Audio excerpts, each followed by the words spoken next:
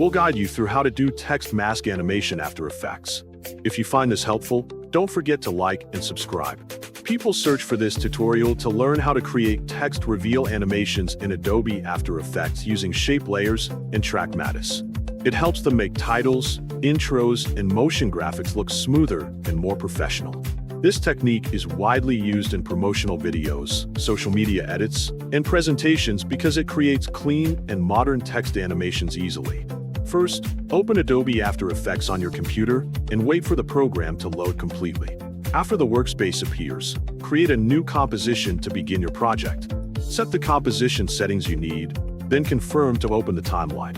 Next, add a text layer by selecting the text tool and typing your text in the composition window. Adjust the font, size, and placement so the text is clearly visible. After that, create a shape layer above the text layer in the timeline. Use the rectangle tool to draw a rectangle mask shape that will be used for the text reveal animation. Once the shape is ready, select the text layer and open the track matte column in the timeline panel. If the track matte options are not visible, switch the timeline view to show modes.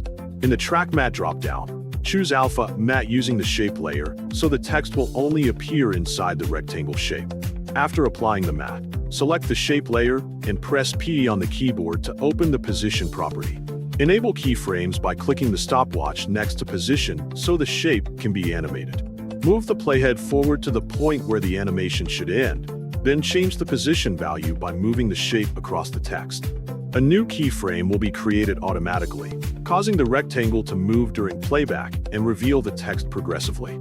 Continue adjusting the position and timing until the animation flows smoothly from one side to the other.